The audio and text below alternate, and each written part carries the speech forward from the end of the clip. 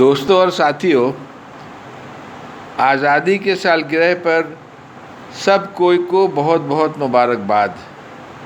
लेकिन 72 साल के बाद भी हम लोग को पूरी आज़ादी नहीं है।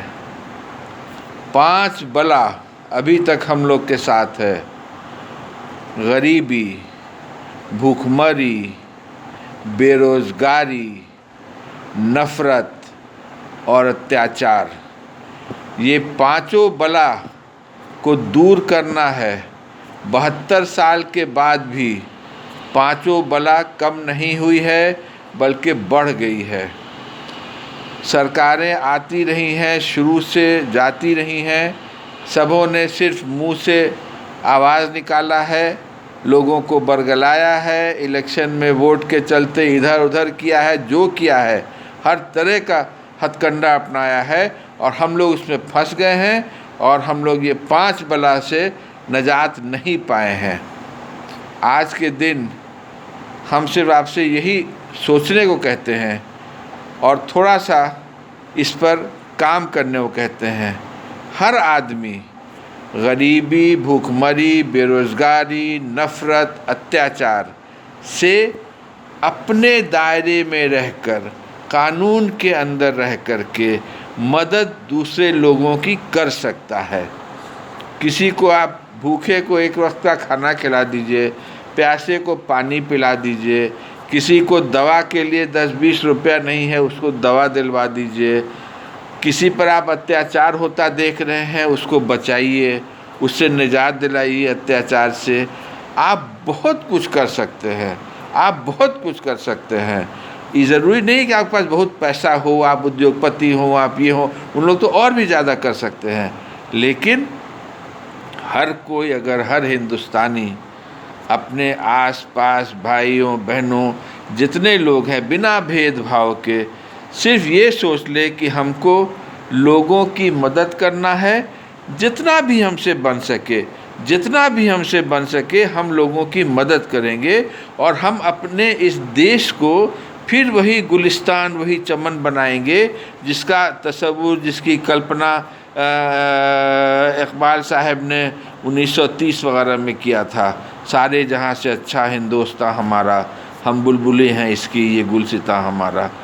तो मेरा सिर्फ यही है कि ये पांचों बला से हम लोग सब मिल कर के लड़ें, जो जितना भी कर सकें, और गरीबी, भूखमरी, बेरोज़गारी, नफ़रत, अत्याचार से अपने अपने हिसाब से इस बला को टालने के लिए अपने अपने तरह से इसमें योगदान दें, इसमें अपना कंट्रीब्यूशन दें।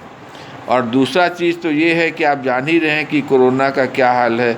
अभी तक महामारी पूरी तरह से बढ़ रही है, ख़ास करके हम लोग के बिहार में, और बहुत सारे लोग इससे अफेक्टेड हो रहे हैं।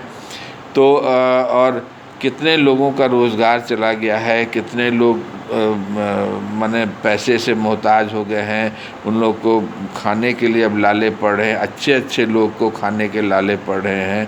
तो कुछ सोचना पड़ेगा, कुछ सोचना पड़ेगा, हर कोई को हेल्प करना होगा इसमें।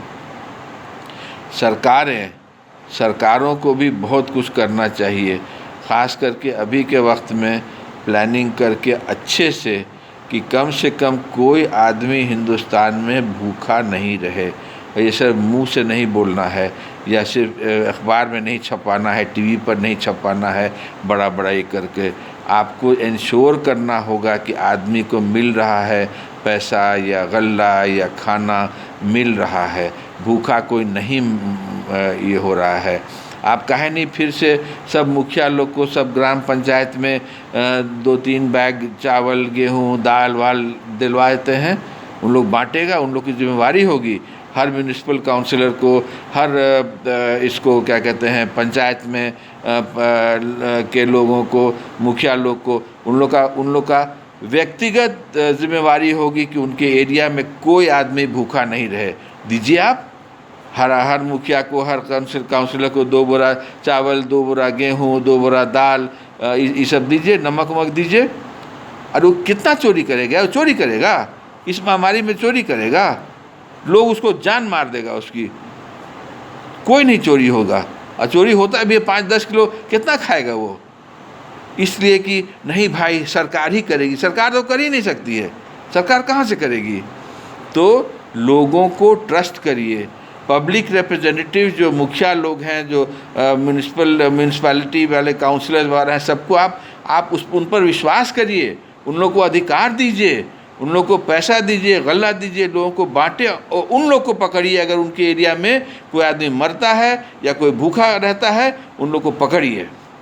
उसी तरह से डॉक्टरों को आप देखिए, डॉक्टरों को सारा सहूलत दीजिए और डॉक्टरों को आप ये करिए, क्या कहते हैं, जिम्मेवारी दीजिए डॉक्टरों की, इन लोग को, कि आपके अस्पताल में आप ठीक से इलाज करिएगा और ये करिएगा। इस ज़माने में अगर कोई चोरी करता है, कोई बेईमानी करता है, उसको पकड़िए। ये सरकार करे, पकड़े उसको, लेकिन ट्रस्ट तो करिएगा, आप विश्वास तो करिएगा लोगों को। ये आपका काम है, केंद्र सरकार का, राज्य सरकारों का। सबसे पहला काम है कि आप इन लोग को भूखमरी से बचाइए, इन लोग को हेल्थ फ्रंट पर ये करिए, बेरोज़गारी का साधन आप निकालिए। हर एरिया में वो कीन्स बोला था, रोज़ सुबह को गड्ढा खंदवाइए 1000 आदमी से, उन लोगों को तनख्वाह दीजिए दिन भर की, और फिर अगले दिन गड्ढा सब भरवा दीजिए।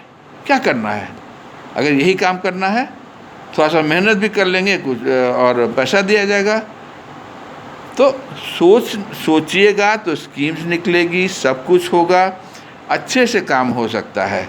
और यही आज़ादी हम लोग को मिल सकती है। गरीबी, भूखमरी, बेरोज़गारी, नफ़रत, अत्याचार काहे नहीं हो सकता है? पुलिस को भी चाहिए कि बिना भेदभाव के काम करे।